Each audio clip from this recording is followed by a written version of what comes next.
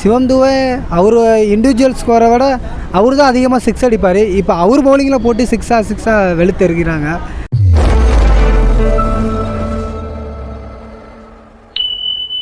இன்றைக்கி மேட்ச்சு பார்த்திங்கன்னா எனக்கு அவ்வளோவும் திருப்தி இல்லை. ஏன்னா நம்ம சவுத் ஆஃப்ரிக்காட்ட தோற்றதே எனக்கு இன்னும் கொஞ்சம் பயமாக தான் இருக்குது. நெக்ஸ்ட்டு வேறு வெஸ்ட் இண்டீஸ் பார்த்தா ஜிம்பாப்வே போட்டு பொலன்னு பொழந்துட்டானுங்க.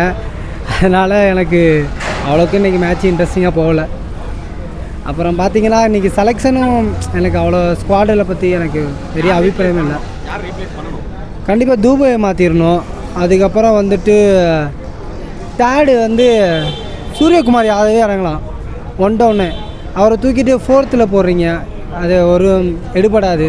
வர பெரிய டீமுக்கெல்லாம் வந்திங்கன்னா நம்மளை ஈஸியாக அவுட் எடுத்துறாங்க. ஏன்னா ஃபுல்லாக லெஃப்ட் ஹேண்டர்ஸாக இருக்காங்க. ஓகேங்களா?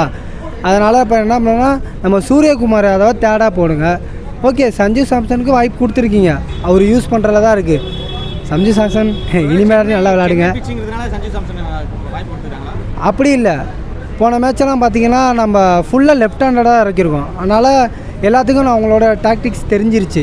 இப்போ ஸ்பின்னர்ஸ் போட்டோன்னா எல்லாருமே வரிசைக்கு அவுட் ஆகிறாங்க, யாருமே நின்று ஆட மாட்டாங்க. இப்போ எடுத்துக்கிட்டிங்கன்னா விராட் கோலிலாம் பார்த்திங்கன்னா தேர்ட் டவுன் தான் விளையாடுவார்.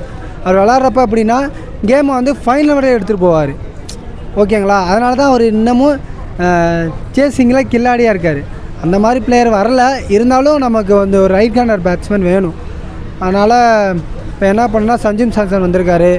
அடுத்தது வந்து சூரியகுமார், அதாவது அதுக்கப்புறம் திலக் வர்மா, அந்த மாதிரி பேட்டிங் ஆர்டர் இறக்கலாம். பவுலிங்கில் தான் நம்ம கொஞ்சம் வீக்காக இருக்க மாதிரி தெரியுது. முன்னாலாம் வருண் சக்கரவர்த்தி நல்லா பவுலிங் பண்ணுவார். இப்போலாம் அவர் பவுலிங்கை போட்டு பொலன்னு பொழக்கிறாங்க, என்னன்னே தெரில. ஹர்ஷ்தீப் ஓரளவு ஓகே. சிவம் துபே அவர் இண்டிவிஜுவல் ஸ்கோரை விட அவர் தான் அதிகமாக சிக்ஸ் அடிப்பார். இப்போ அவர் பவுலிங்கில் போட்டு சிக்ஸாக வெளுத்து இருக்கிறாங்க. அதனால் கொஞ்சம் அவருக்கு பவுலிங் கொடுக்காமல் இருக்குது நல்லதுன்னு எனக்கு தோணுது. கண்டிப்பாக போவாங்க. இதே மாதிரி போனீங்கன்னா கண்டிப்பாக போக மாட்டாங்க. வெஸ்ட் இண்டீஸ் இடையில இருந்தால் என்ன, அவங்கள்டையும் பவுலிங் சரியாக இல்லை, பேட்டிங் மட்டும் தான் நம்பியிருக்காங்க. நம்மளும் அதே மாதிரி தான் பேட்டிங்கு நம்பி தான் இருக்கோம். அதனால் கண்டிப்பாக செமிஃபைனல் போயிடுவோம். ஃபைனல் எனக்கு தெரிஞ்சு சவுத் ஆஃப்ரிக்கா வின் பண்ணால் எனக்கு சந்தோஷமாக இருக்கும். ஏன்னா நம்ம கூட நிறையா கப்பும் வச்சுருக்கோம்.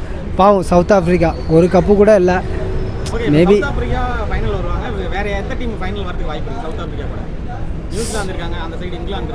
சவுத் ஆஃப்ரிக்கா ஆனால் இங்கிலாந்து வரும்.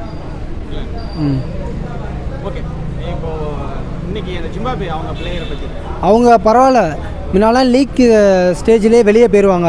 இப்போ ஆனால் பாருங்களேன், குரூப் 8 வரையும் வந்திருக்காங்க. அதை அவங்க அப்ரிஷியேட் பண்ணியே ஆகணும். அது அந்த சிக்கந்தர் ராசா கேப்டன்சி வந்து சூப்பர். ஆஸ்திரேலியா வெளியேற்றினாங்க. இப்போ பார்த்திங்கன்னா இந்தியா கூட 180 அடிச்சிருக்காங்க. அதுவே அவங்களுக்கு பெரிய அச்சீவ்மெண்ட் தான். ஸ்ரீலங்கா கூட அவங்க வெளியேற்றிருக்காங்க. இதுவே அவங்களுக்கு பெரிய அச்சீவ்மெண்ட் தான். எனக்கு தெரிஞ்சு அவங்க நெக்ஸ்ட்டு இதில் வந்து எப்படியும் ஒரு செமிஃபைனல் இல்லை ஃபைனல் கூட வர வாய்ப்பு இருக்குது. அவர் ஆமாம் பாவம் ஒரு 3 ரன் எக்ஸ்ட்ரா அடிச்சிருந்தா 100. என்னாலும் பரவாயில்ல, நெக்ஸ்ட் டைம் அவர் 100 அடிக்க வாழ்த்துக்கள். கண்டிப்பாக சவுத் ஆஃப்ரிக்கா தான்.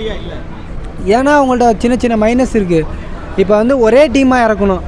பேட்டிங் ஆர்டரை மாற்றிக்கிட்டே பவுலிங் ஆர்டரை மாற்றிட்டு போன தாட்டி பார்த்தீங்களா அக்சர் படையை அழைக்கவே இல்லை, அப்படியே மேட்சை கோட்டை விட்டோம். இந்த வாட்டி அக்சர் படை எடுத்தனால தான் அவர் ஒரு விக்கெட்டே எடுத்தார். அவர் தான் ஃபஸ்ட்டு விக்கெட்டே எடுத்தார். சொல்லுங்கள், இதே ஹர்ஷ்தீப் போட்டார், அடுத்தது வந்து பும்ரா போட்டாங்க, யாராலும் விக்கெட் எடுக்க முடியல. ஆனால் இப்போ அக்சர் படை எடுத்த உடனே ஃபஸ்ட்டு விக்கெட் அவர் தான் கொடுத்தாரு. அதனால் இந்த டீமை மாற்றி இது பண்ணாமல் ஒரே ஆர்டர்லேயே இறக்குனாவே ஓகே தான். இந்த லெவல்லே இறக்குனா ஓகே தான்.